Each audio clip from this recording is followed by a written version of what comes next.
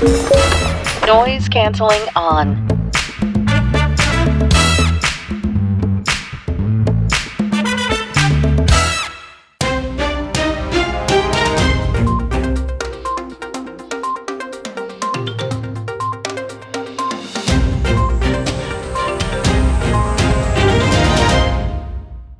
Bonsoir à tous et bienvenue dans cette nouvelle édition d'Info Soirée. Voici le sommaire. Une sexagénaire, mère de 4 enfants, agent de sécurité, est morte sur son lieu de travail. Ce matin, un camion a percuté un mur qui s'est effondré sur elle. Témoignage dès le début de cette édition. Une vingtaine d'élèves du collège Ghulam Mohamed Isaac SSS à Port-Louis pris de malaise après avoir inhalé du gaz. Des travaux de waterproofing effectués dans un établissement secondaire à proximité en seraient à l'origine. Plus de 400 000 roupies de méthamphétamine et de résine de cannabis saisies dans 2 colis à la poste centrale aujourd'hui. La drogue est arrivée en provenance d'Angleterre. Dans le reste de l'actualité, les célébrations de la fête nationale dans la sobriété. Conséquence, pas de garden party ni de feux d'artifice cette année pour le 12 mars. Pravin Jugnauth veut limiter les dépenses car l'impact du coronavirus sera conséquent sur notre économie. Il l'a dit à la presse cet après-midi. Et puis football, la FA Cup, Sheffield Wednesday reçoit Manchester City dans le cadre des 8e de finale ce soir. Fait tragique pour Silla Ramdot ce matin. Cette habitante de la Tokenique est employée de Brinks depuis 6 ans, 4 ans depuis qu'elle est affectée à l'usine de transformation de poissons de Richter. Elle a vécu l'horreur ce matin quand un pan d'un mur s'est effondré sur elle. Sa famille est désemparée. Après la mort de leur père, voilà leur mère qui décède. Elle n'a pas vu le camion qui faisait marche arrière et qui a percuté une partie de la clôture de l'entreprise. Les détails avec Elodie Demeune. Elle a eu 60 ans en décembre, mais ne voulait pas arrêter de travailler. Silla n'aurait jamais imaginé y laisser la vie. Ce matin, elle s'est rendue à son travail en pleine forme, raconte son fils, 4 ans depuis qu'elle exerce à Princess Tuna pour le compte de Brinks. Selon les premiers éléments, l'aide-chauffeur de la société Green est rapidement descendu de son camion aussitôt qu'il est arrivé dans l'enceinte de l'usine engagée dans la transformation de poissons pour porter secours à Silla. Cette société engagée dans le traitement des déchets venait récupérer des déchets à l'usine de Richter. Lors d'une manœuvre, le chauffeur du camion devait percuter le mur de 7 pieds alors qu'il faisait marche arrière. Silla n'a pas eu le temps de se mettre à l'abri. Elle s'est retrouvée sous ce pan du mur. Nous avons rencontré juste après le drame son fils avec qui elle passait ses jours de congé. En fait, quand je cool que maman est malade dans l'hôpital. Là, comme on est allé, le semaine on dit que maman est décédée. Et là, comme on est allé travail là, on a trouvé un camion, un bébé à bloc. Bah, mon maman est décédée. En fait, sa place côté décédée là, il peut travailler là-bas. 3 hommes peut travailler de gate là, et seul madame peut travailler là-bas. Mais camion là, il met au yeux à bloc là, une tombe le maman. Au ce fencing tout, une grâce nette. Combien de temps on travaille là-bas? 5 ans, 3, 4 ans. En fait, quand on travaille, quand 6h30 arrive avant de l'arrivée. 5h30, 6h30 voilà. 6h30 pour moi. Quand même, il y a une grâce à barre bloc là. Une tape à barre bloc là, tout une tombe le maman. Le chauffeur a été arrêté. La compagnie Green n'a pas encore donné sa version, mais la société Princess Tuna affirme qu'elle va collaborer avec la police dans son enquête. Un blessé dans une collision entre une BMW et une motocyclette à Saint-Jean cet après-midi. C'est le motocycliste qui a été blessé. Il a été transporté à l'hôpital Victoria à Candos pour les premiers soins. 474 000 roupies de drogue saisies dans un colis en provenance d'Angleterre à la poste centrale. Le paquet qui est arrivé à Maurice la semaine dernière renfermait 95 grammes de résine de cannabis et plus de 12 grammes de méthamphétamine. Le poteau rose a été découvert par des officiers de la Custom and Anti-Narcotics Section de la douane. Le colis a été remis à la brigade antidrogue pour enquête. Panique au collège Abdul Hamid Ghulam Mohamed Isaac SSS ex-Colline Monroe cet après-midi après-midi à Port-Louis. Une trentaine d'élèves transportés d'urgence à l'hôpital après avoir inhalé du gaz toxique. Elles ont été prises de malaise et de vomissements.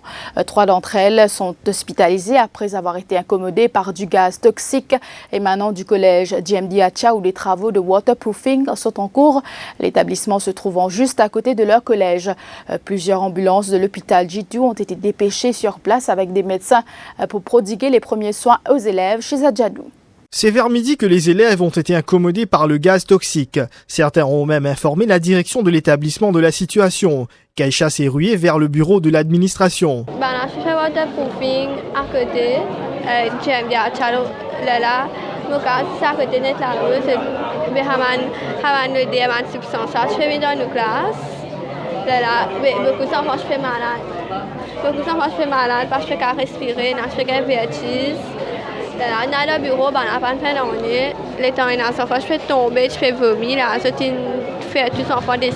L'air devenait de plus en plus irrespirable, explique Madiha.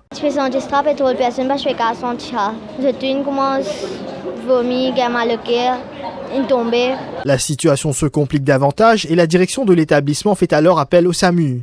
Vertige, vomissements et certains font même des malaises, nous confie Keshna. 3 élèves étaient dans l'école, ils viennent de l'hôpital, là, l'hôpital G2. Et ils ont vomi, ils ont manque de respiration, ils ont vertige. Mon colonne vertébrale commence à faire mal. Jessica est asthmatique. La situation se complique pour elle. Je pense que c'est dans nos classes qui gagnent, mais au fait, quand on sort vidéo, gagne le lien là. Et moi, je ne connais pas ça pour affecter tous ces enfants-là. Comme un senti, moi-même commence à touffer, la tête fait mal, ça rentre là. Alertés, les parents se sont rués vers l'hôpital G2, paniqués. Une madame qui est responsable de l'administration, appelle Devina, elle dit moi, elle dit maman, il y a un problème, tu peux faire waterproofing, GMD Acha, et les enfants respirent ça, motivé par moi, mais je ne finis pas de SAMU. Mais comme elle dit moi, je suis à la maison, moi habite les Salines, je dégage, je prends mon skate pour me venir.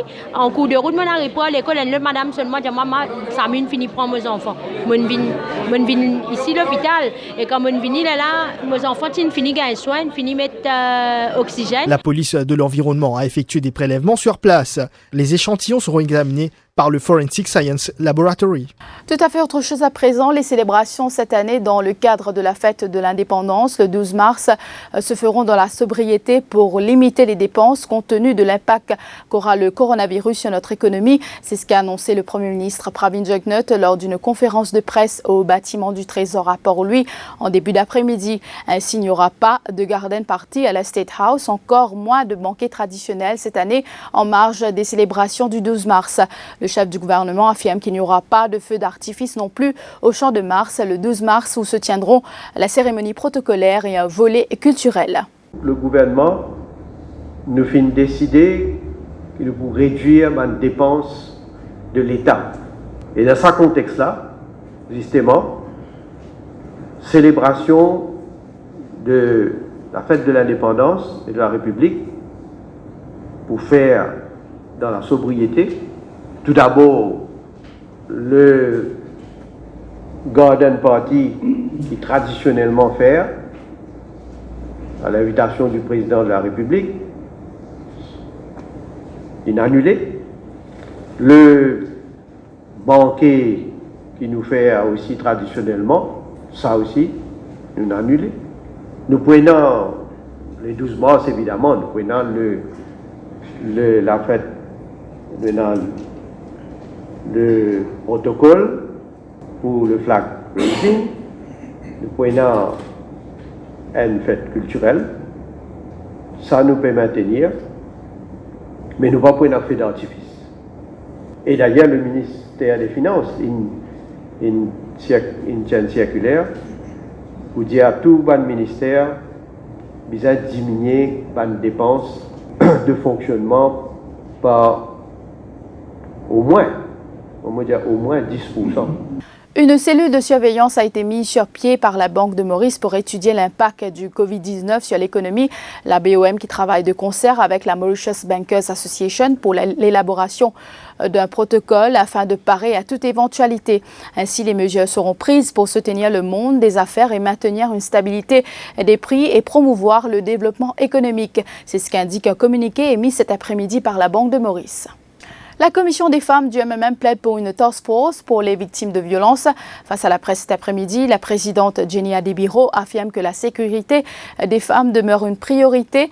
Dans le cadre de la Journée internationale de la femme qui sera célébrée ce dimanche, une journée de réflexion sera organisée par les Mauves. Le thème retenu par le MMM cette année, Stop violence envers les femmes. Nous déjà enclenche un travail, nous déjà et non un travail qui finit faire concernant violence envers madame. C'est un appel qui nous peut faire à l'autorité qui est pris comme un cas d'urgence et prioritaire. La sécurité, nous, madame, dans nos pays. Donc, il est très important qu'il nous arrive qu'il nous ait un action plan. Et non pas qu'il nous attende un malheur pour à ce moment-là nous décider maintenant quoi faire. Allons être préventifs. Laisse-nous travailler loin de situation. Laisse-nous travailler, laisse-nous amener une task force devant. Moi, tu peux encourager donc ministère de la femme avec les autorités concernées qui viennent avec un fast track. Que là, il ne pas prendre des jours et des semaines pour qu'il y ait une femme qui se sente en sécurité. Qui nous propose à madame qui est victime de violence. Être à l'écoute, c'est bien. Mais mettre en action, il y a un plus. Et puis football pour terminer, suite des huitièmes de finale de la FA Cup ce soir avec 3 rencontres au programme. À partir de 23h45, Leicester reçoit Birmingham. Pour sa part, Manchester City se rendra à Sheffield Wednesday, alors que les Spurs de José Mourinho accueilleront Norwich City. Voilà, c'est la fin de cette édition d'Info Soirée. Merci de l'avoir suivi et bonne soirée sur toutes les plateformes du Défi Média Group. L'info en continu sur le www.defimedia.info.